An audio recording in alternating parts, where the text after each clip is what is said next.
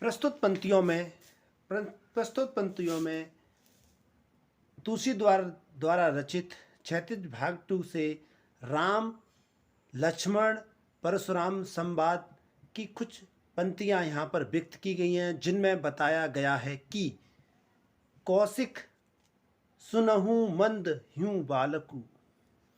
कौशिक कौशिक सुन मंद ह्यूं बालक अर्थात परशुराम। कौशिक का मतलब होता है विश्वामित्र। कौशिक का मतलब विश्वामित्र। सुनु का मतलब सुनो। मंद का मतलब मूर्ख। और बालक का मतलब बालक। बालकु का मतलब बालक। परशुराम विश्वामित्र से कहते हैं, हे विश्वामित्र सुनो, यह बालक बहुत ही मूर्ख बालक है। यह बालक बहुत ही मूर्ख बालक है और यह लक्ष्मण के विषय में कहा जा रहा है। यह बालक बड़ा ही मूर्ख बालक है। कुटिलु कालवश निज कुल हकलु। और कुटिल का मतलब कठोर। कुटिल का मतलब कठोर। कालवश काल के पास। निज का मतलब अपनी। कुल का मतलब कुल। और घालकू का मतलब नाश करने वाला। अर्थात कहा गया है कि यह कठोर कालवश अपने कुल का नाश कर देगा। यह कठोर कालवश अपने कुल का नाश कर देगा। अर्थात पूरी पंक्तियों में यह कहा गया है कि हे विश्वामित्र सुनो, यह मूर्ख बालक है और यह कठोर काल के वश में आकर अपने कुल का नाश कर देगा। भानुवंश राकेश कलंकु। भानु का मतलब सूर्य, वंश का मतलब वंश अर्थात सूर्य वंश। राकेश का मतलब चंद्रमा, कलंकु का मतलब कलंक। और अगली लाइन में यह कहा गया है कि यह सूर्यवंश होते हुए भी अर्थात लक्ष्मण यह सूर्यवंश होते हुए भी पूर्ण चंद्रमा का कलंक है। यह सूर्यवंश होते हुए भी पूर्ण चंद्रमा का कलंक है। निपट निरंकुश अबुधु असंकु। अर्थात यह उद्दंडी है और मूर्ख है और निर्भीक है। यह तीनों है। यह कैसा है? अंशुकु का मतलब होता है निर्भीक। ठीक है। और यह कैसा है? यह कैसा है? ये कैसा है? एकदम कैसा है? व्यक्ति उद्दंड, मूर्ख और निर्भीक है। अगली लाइन में कहा गया है, काल केवलु होय इन क्षण माही। काल केवलु होय इन क्षण माही। अर्थात और यह क्षण भर में अपनी मृत्यु को प्राप्त करने वाला है। परशुराम लक्ष्मण जी के कहते हैं कि यह पल भर में अपनी मृत्यु को प्राप्त करने वाला है। ठीक है। कहो पुकारी खोरी मोहिनाए। और वो कहते हैं, मैं पुकार कर रहा हूँ कि मुझ पर दोष मत लगाना। मैं पुकार कर रहा हूँ, कहो पुकार खोर मोहिनाए। और मैं पुकार कर रहा हूँ, मैं सबको बता रहा हूँ कि मुझ पर दोष मत लगाना। तुम ही हटकहु जो चहु तहु उबारा। कहे प्रतापु बल रोष हमारा। और अगली पंक्तियों में यह कहा गया, यदि तुम इस बालक की रक्षा करना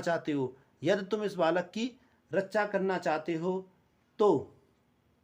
तो वो कहते हैं कि तो क्या है? तो मेरे प्रताप बल के रोषु का मतलब रोष, गुस्सा, क्रोध से मेरे प्रतापी बल और क्रोध से इसे बचा सको तो बचा लो। लखन कहेउ मुन सुजुसु तुम्हारा, तुम ही अछत को बरन पारा। तभी लखन जी कहते हैं, लखन का मतलब लक्ष्मण कहते हैं। लक्ष्मण क्या कहते हैं? हे मुनि, हे परशुराम जी, ठीक है, आप अपना जो यश है उसका वर्णन आप खुद कर रहे हो।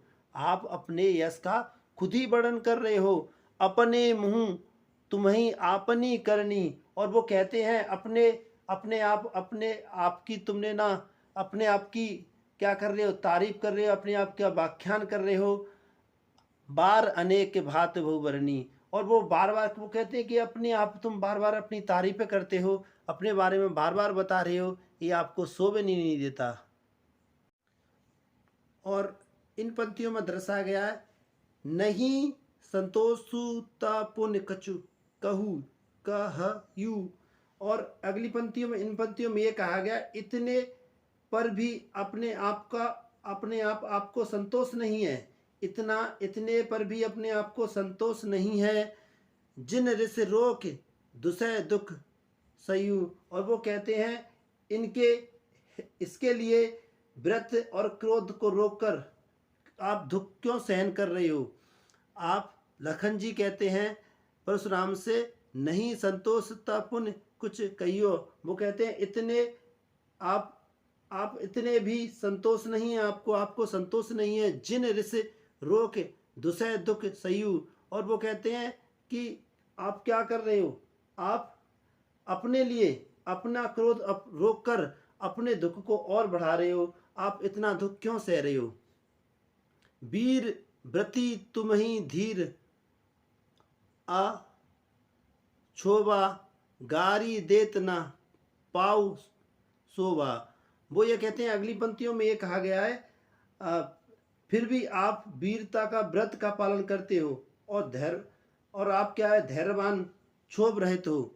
आप वीर का पालन करते हो, आप वीर हो, धीर हो, और आप क्या करते हो, आप छोड़ रहते हो। आप वीर हो और वीर का व्रत का पालन करते हो। आप धैर्यवान होते हुए भी गारी देत न पाओ शोभा। और आपको, हे विश्वामित्र लखन जी उनसे कहते हैं कि आपको ये चीज़ शोभा नहीं देती कि आप गाली दे रहे हो। अगली लास्ट अंतिम पंक्तियों में, सूर समर किन करी करही की न जान भई आपू। और अगली पंक्तियों में ये कहते हैं, ये कहा गया है कि सूरवीर अपना पराक्रम दिखाते हैं, बातों द्वारा अपनी वीरता नहीं दिखाते। जो सूर पराक्रमी लोग होते हैं वो अपनी क्या वीरता दिखाते हैं, आपकी तरह क्या बातों का व्याख्यान नहीं करते। विद्यमान रण पाए रिपु कायर कति प्रतापु। और वो कहते हैं कि अगली पंक्तियों में ये बात दर्शाया गया है कि जब युद्ध होता है तो लोग शत्रु का सामना करते हैं। शत्रु को देखकर वो क्या है, कायर पुरुष की तरह अपनी बातों का गुणगान नहीं करते। वो आपकी तरह नहीं है, लखन विश्वामित्र से यह कहते हैं।